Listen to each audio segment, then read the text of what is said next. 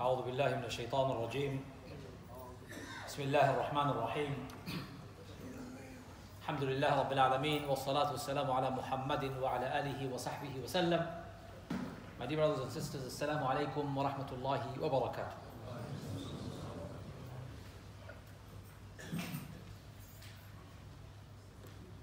You should all be aware of what's going on over the last week or so. Sadly, it's been our sisters who have been at the receiving end of an attack by a very senior politician in our country, Boris Johnson to be more precise. Boris Johnson has chosen to, I call it, soil our civilized multicultural narrative with his noxious verbal diarrhea. He's attacked our sisters for choosing to wear niqab.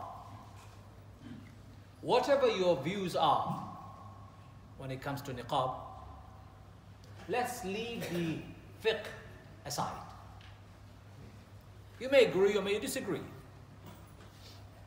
Scholars have given their views, and throughout centuries, people have argued and discussed. Even if we were to take this on a cultural preference basis, in our country, our sisters who have chosen to wear niqab has become, or they have become the victims of a political attack. In the recent rant in Boris Johnson's column in the newspaper called the Telegraph, he wrote, Muslim women who wear niqab, he called it burqa, look weird. They look like letterboxes or bank robbers.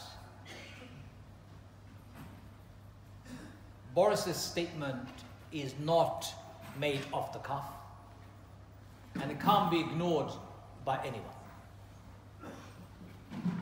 Certainly not by you and me, the Muslim community living in this country. His remark is part of the Islamophobia industry's regular attempt to malign Muslims and create hatred in the hearts and minds of ordinary people. They may appear different in different guises, but their ambition is the same. They want to stop Muslims becoming stronger internally, politically, or Islam gaining any recognition in the public eye. The more they can malign Islam, the more they can deride Islam, the more they think they can destroy Islam and the Muslims' future in this country. All of the bad news for them. Allah says in the Quran, يُرِيدُ اللَّهُ لِيُطْفِئُ نُورَ اللَّهِ بِأَفْوَاهِهِمْ. They wish to blow away the light of Allah by blowing into it. They can't. Nobody can extinguish the light of Allah by blowing into it. Islam is a very clear philosophy of life, a religion of 1.8 billion people on this earth. Almost 1/4 of this earth's population are Muslim, spanning from one end of this earth to the other, covering every continent, every country. And yet some people still have the audacity. Some people still have even the inclination that they would like to attack Islam and the Muslims. For what reason? I have no idea. Boris Johnson may appear clown-like in the public. However, this is only a facade.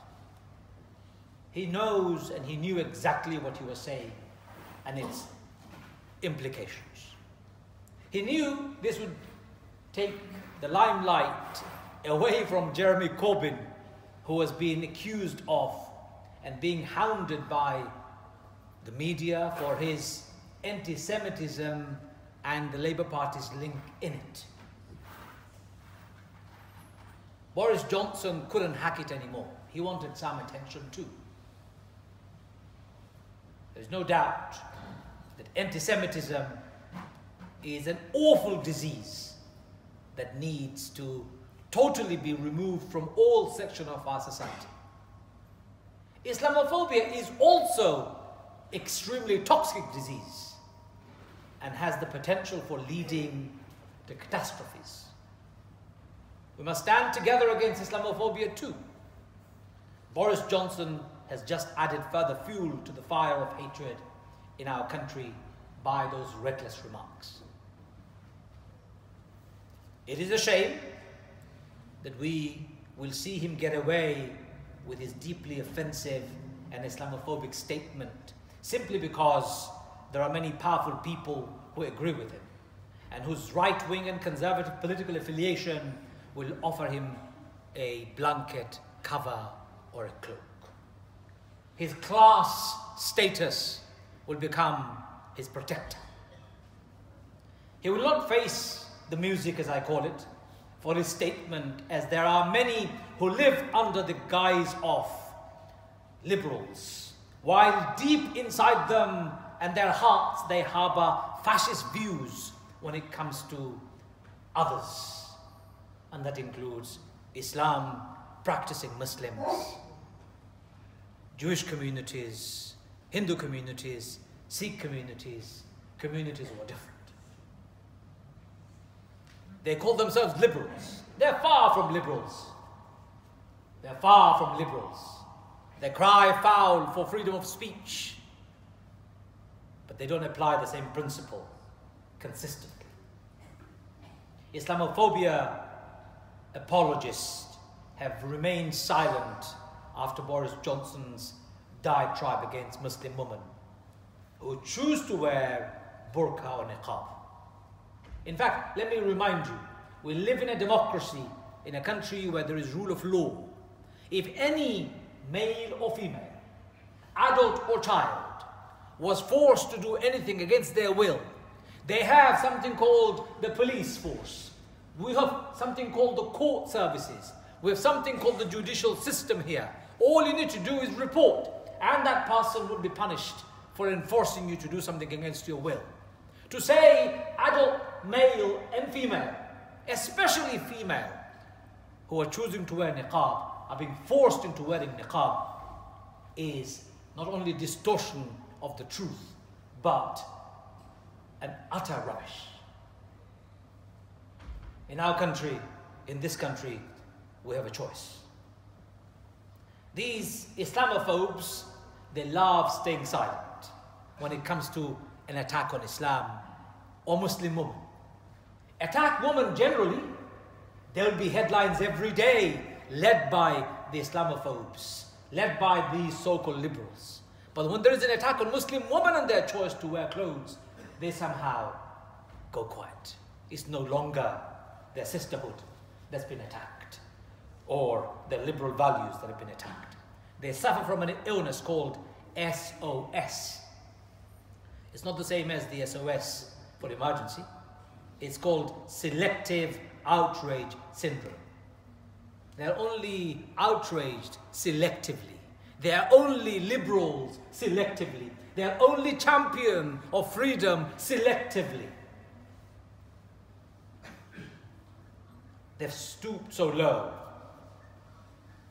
that they even defend the indefensible. Many right-wing radio program and their presenters have been defending Boris Johnson all this time. There are people in this country who are defending Boris Johnson as if it's okay. Why is it okay for you to deride a Muslim woman for a choice of clothing she has chosen to wear? Boris Johnson is not only alone, he's not alone in this disgraceful muttering. He belongs to a party that has become institutionally Islamophobic. And most of its members find no shame in their attitude towards Islam or the Muslims. And I'm talking about the Conservative Party here.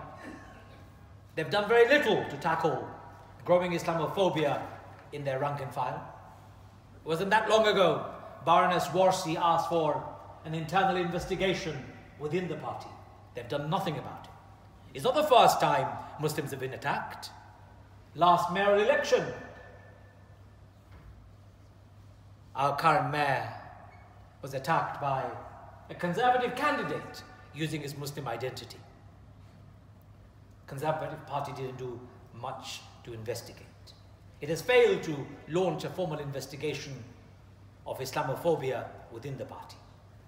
I'm not only appalled by this, I'm actually outraged by their silence and their approval by remaining silent. Cloaked behind their establishment protection, the Islamophobes are shamelessly trying to spin a narrative that suggests Islamophobia is acceptable. It isn't acceptable. It isn't acceptable. It is never acceptable. In fact, some have gone one step further and they deny Islamophobia. They say Islamophobia doesn't exist. It's a made-up word. Yes, it is a made-up word. But it is a made-up word that depicts the true sentiment of the millions of Muslims who live in this country for the double standard, the hypocrisy, and the biased treatment that we get. I was interviewed by Sky the other day, and they had a Catholic woman defending Boris Johnson. I was this close to attacking Catholics, but I restrained. How could you? Is Boris Johnson's attack on the Muslims now become Catholic issue? It's a shame. People of faith, at least, Christians, Muslims, and the Jewish communities, should stand with one another. I did ask the lady, what would you say to our Jewish friends, not very far away from here, in Stamford Hill, where they live in a large number in communities, wearing their religious, sensitive, and sacred clothing. What would you say to them? Would you describe them in the same way? No, you wouldn't. You would dare say a single word, and you would see how quickly you're cut down. And rightly so, you should be cut down, for there should be no space for anti-Semitism, any racial hatred, any bigotry in our country. But why is it okay for you to stand and defend the indefensible of Boris Johnson? Brothers and sisters, I can talk about it for hours, but I won't. It's sufficient to say that unless you're together, unless we are united, one thing Boris Johnson has done successfully, got the Muslims united. The Shias, the Sunnis, the Barelvis, the Deobandis, the Wahhabis, every single person within our community, whether they like niqab or they don't like niqab, have united together. And they've said, no, Boris Johnson, you have been clearly an Islamophobe. What you've just done is wrong, simply wrong, purely wrong, and you will not be tolerated for doing this. We will not stand with you, we'll stand against you. In fact, we'll stand against anybody who attacks any minority groups, any religious groups. You are welcome to criticize Islam all you like, I don't mind. In fact, I would entertain you to criticize Islam. Have an intellectual discussion and a debate with me about Islam. If there is an issue, let's talk about it. No problem. But why personalize that discussion and attack the vulnerable, the most marginalized, the invisible, the difficult communities who are already facing many challenges? On top of being Muslim, on top of being a woman, they're also covering up. And you're then attacking them. What is it? An easy target for you? You couldn't pick on your own side, Mr. Boris Johnson. It's a shame. We as a community of people, Muslims, must stand united. We must stand united. The definition of Islamophobia is very simple. It's the definition we accept. You Islamophobes don't need to tell me how I feel. Accept our definition. It's our country too. It's my country too. It's the children, my children's country. It will be the children of my children's country. It will be the grandchildren and their country. It will be a country of multicultural, multi-faith for years to come. One Boris Johnson will come and another Boris Johnson will go. I tell you, they will not derail our resolve to remain united in making sure we live in harmony and in peace and together in this country. Inshallah. Say inshallah. And have faith in it that we will stay together. May Allah strengthen us, forgive us, and empower us so that we can stand together for all that which is good. A few announcements. First one, marriage announcement. Marriage match. If you're interested in getting married, only for those who are single, I keep on saying, 19th of August. Like-minded individuals are welcome. I know some of you are saying, I'm already married. Alhamdulillah. Keep your marriage and invest in it. Those of you not married, come on the 19th of August, and there will be, inshallah, more details of the reception. And you will be helped to find somebody, hopefully. Number 2 is a monthly talk. And the importance of youth, a talk given by Sheikh Omar Hajjaj on the 19th of August as well, on the same day at 1:30 after Dhuhr, for the question answers. If you are giving Qurbani, Udhiyya, please make sure you book it with the masjid ASAP. Time is running out, it needs to be organized, and you can find the price details at the reception. Some dua requests. Rashida Sultan has passed away, may Allah have mercy on her soul. Abdul Wahid Soga has also passed away, may Allah have mercy on his soul.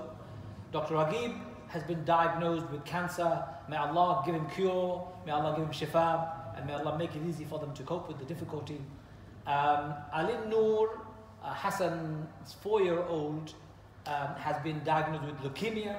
May Allah give shifa to this little child and make the family stronger and give them more patience. Our Imam Sheikh Subhan's grandfather is on his last days. May Allah have mercy on his soul. May Allah make it easy for him, and may Allah give the family the strength. And of course his grandfather Imam to leave this world in peace and in tranquility. Thank you very much.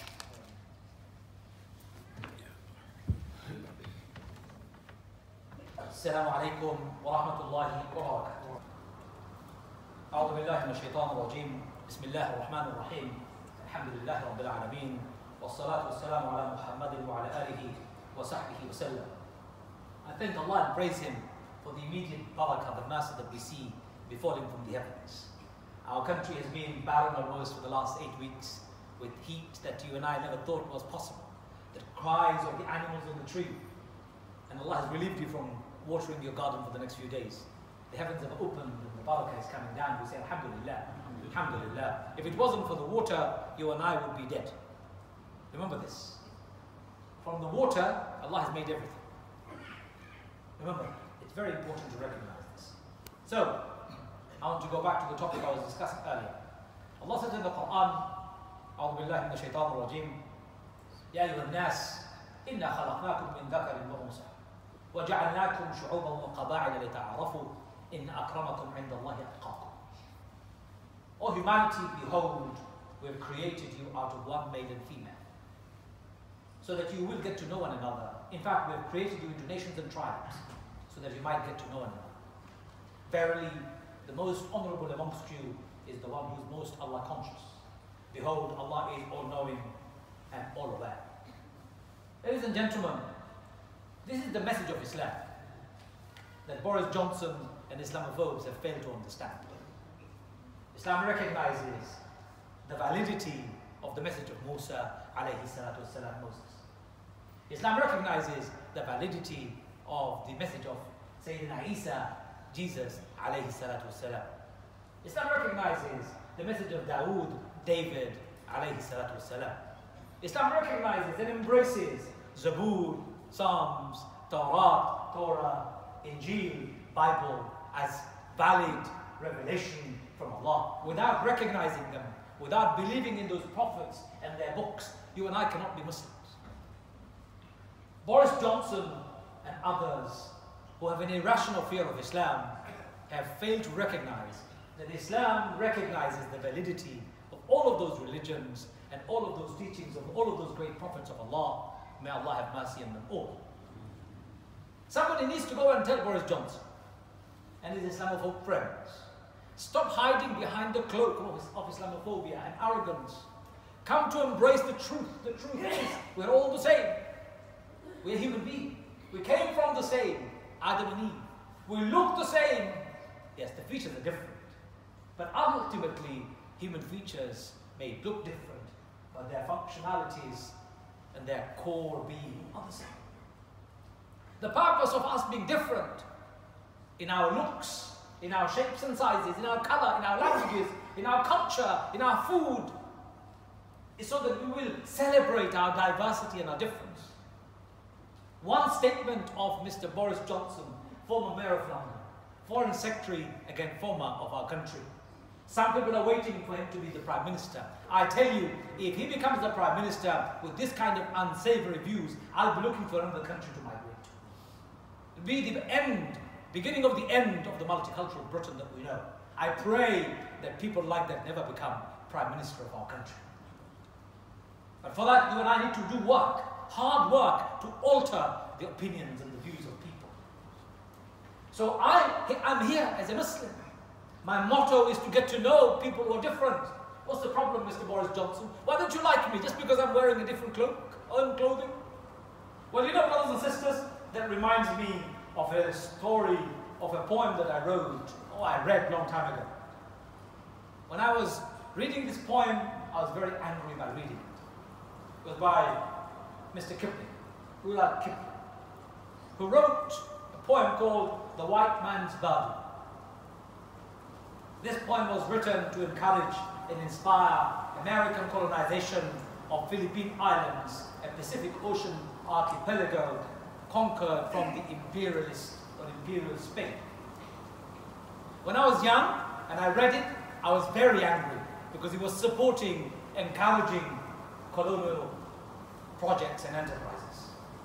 But when I reread this poem recently, it felt like a deja vu. I thought to myself, am I living in the same era as the colonials those days, with the words of Mr. Boris Johnson and the likes in the media? Am I again reliving the colonial past? Is this the ghost that's come to haunt me?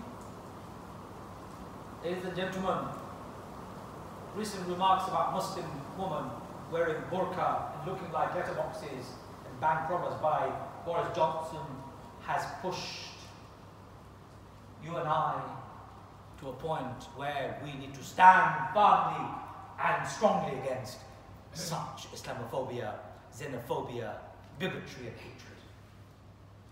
You know, it's interesting. Once upon a time, and I use the word white man to refer to a political entity of the colonialists of the past. So don't misunderstand. Once upon a time, the white man went to Africa and saw lots of people naked and said they're uncivilized. And they spent hundreds of years, decades, trying to civilize them, enslaving them, beating the life out of them, throwing them overboard in the seas and the oceans, using cattle stamped with metal, iron, giving them numbers, giving them Christian names, indoctrinating them to how to think and how to feel. They were trying to civilize them. Brothers and sisters, fast forward to 21st century world. Now the white man sees all these Africans and Asians and who are different and not white. The white man sees these people clothed and says, oh no, they're clothed, they're uncivilized. I must spend the next 100 years civilizing them too. Let's take their clothes off. That's what I remember, that's how I feel. The white man's burden. Brothers and sisters, colonial times long gone. African missions to civilize the Africans was the biggest scar on human history, for which the European colonizers will never be able to pay enough or apologize enough. Don't repeat the same horrible history of the past, even with words. Don't give me the feeling that you are trying to colonize my thoughts, my behavior, my clothing, my religion, the way I think. Never. Because if you do, I will not stand. I will fight you until I breathe last. For I am equal to you. I am equal to you as a citizen. Problem is, the white man's colonial project is they've got something different in front of them right now. It's no longer the weak, the enslaved, the beaten, the captive Africans or the Asians who are the colonial slaves. Is no longer that. Now there are Europeans who are Muslims. Now there are 25 million Muslims living in Europe. What are we going to do? In fact, these people are not just people, but they have a philosophy of life. They have a belief in one God.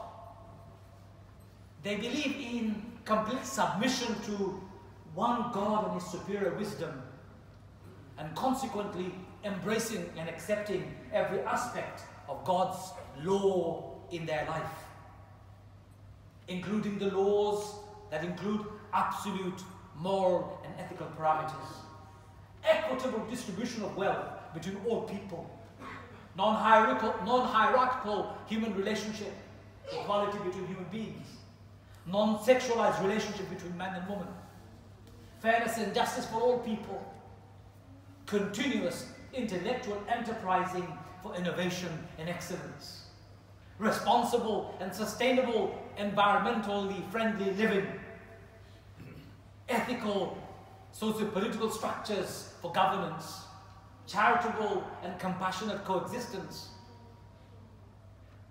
Now, the white man's burden is they're faced with the people who have a philosophy of life which empowers them, which gives them an alternative way of thinking. Let's malign them. Let's call them uncivilized. Let's call them letterboxes. Let's call them bank robbers. Mr. Boris Johnson, I've got bad news for you. It no longer washes. It doesn't work anymore. You've been caught red-handed for your political buffoonery. You may be talking to a bunch of people who like you, but they are slowly diminishing, reducing in number. They're becoming dinosaurs. Brothers and sisters, inna akramakum indallahi atqakum. The best amongst human beings are those who have the best conscience. Best amongst human beings are those who have the conscience. Conscience to be good. Not what clothing you're wearing, not what suit you're wearing, not what gallabi you're wearing, not what hat or a turban you're wearing, or not what social class you come from, not how much money you have. No! If you have character and conscience, then you're the best of people. And Mr. Boris Johnson, you've just proven something, unfortunately, terribly against you. Brothers and sisters, I don't want you to despair. I don't want you to despair. I want you to be very clear. Whatever your view is on niqab, we must stand together against Islamophobia of all forms. We must stand together against all forms of hatred and phobia in our country and in the world. May Allah strengthen us, enable us, empower us, so we can together eradicate phobia and hatred from this world. Wa akhir da'wana and alhamdulillahi rabbil alameen.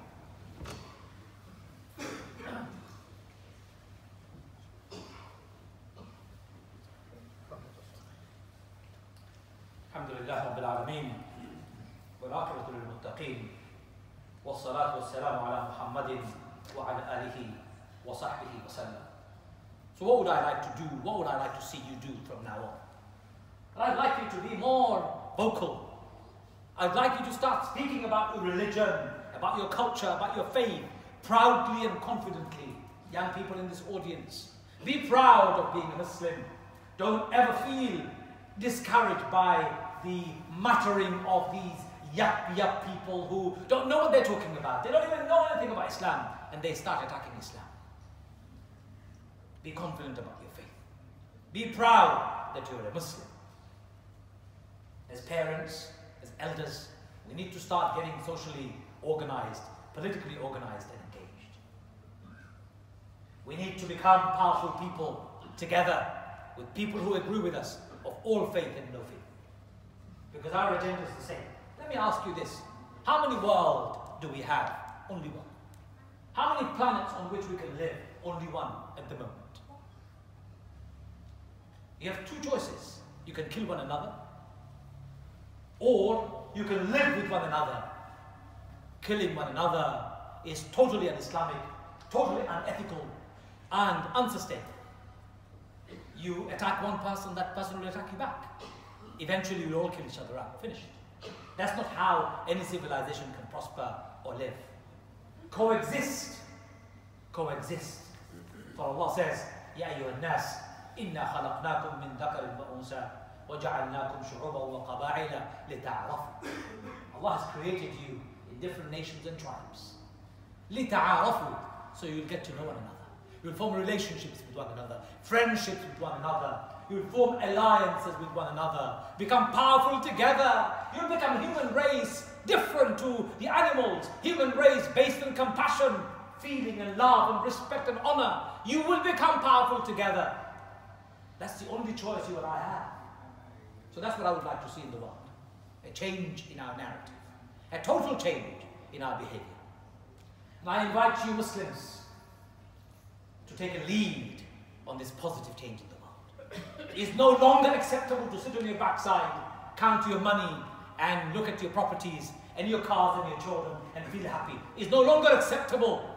For you need to be a change, and you need to be an agent of change in this country, in this society. Otherwise, Islamophobes will win. Xenophobes will win. Anti-Semites will win. Haters will win. And we will not allow that to happen. Because you and I will together stand. To finish off, let me say, my brothers and sisters, of course we have called on the Conservative Party to launch an investigation. Of course we have called on the Conservative Party to withdraw its whip from Boris Johnson. We have of course called Boris Johnson to apologize. If he apologizes, redeems himself, we're happy to move on. But don't do it again, Mr. Boris Johnson. Don't do it again. For Muslim communities are not doormats that you could walk over. Brothers and sisters, it's time for us to come together, unite together, bring our hearts and minds together, put our energies together to bring about a positive, constructive and powerful change everywhere. May Allah strengthen us in our Imam. May Allah enable us so that we can become better. May Allah forgive us our sins. Ya Arhamur Rahimin, Ya Akramul Akramin, empower us, Ya Allah. Ya Allah, remove the hatred from this world, Ya Allah. Remove haters from amidst our hearts, Ya Allah. Remove hatred from our hearts, Ya Allah. Ya Arhamur Rahimin, unite our hearts, Ya Allah. Remove Islamophobia, Ya Allah. Remove xenophobia, Ya Allah. Remove anti-Semitism, Ya Allah. Remove all sorts of phobia from our society, Ya Allah. Ya Arhamur Rahimin, we're children of Adam. Ya Allah, unite our hearts so that we can do work together for the betterment of humanity, Ya Allah. Ya Akramul Akramin, Ya Arhamur Rahimin, relieve all people from all parts of the world, Ya Allah. Remove all tyrants from all parts of the world, Ya Allah. Free every land that is occupied, Ya Allah. Free every human being that is occupied, Ya Allah. Free every person who is suffering from slavery, Ya Allah. Ya Arhamur Rahimin, liberate our minds, Ya Allah. Liberate our minds, Ya Allah. Empower our minds, Ya Allah. Instill in our hearts your love, Ya Allah. Instill in our hearts love, Ya Allah. ربنا تقبل منا إنك أنت السميع العليم وتب علينا يا مولانا إنك أنت التواب الرحيم. إن الله يأمر بالعدل والإحسان وإيتاء ذي القربى وينهى عن الفحشاء والمنكر والبغي يعظكم لعلكم تذكرون فاذكروني أذكركم واشكروا لي ولا تكفرون والله يعلم ما تصنعون. أقم الصلاة.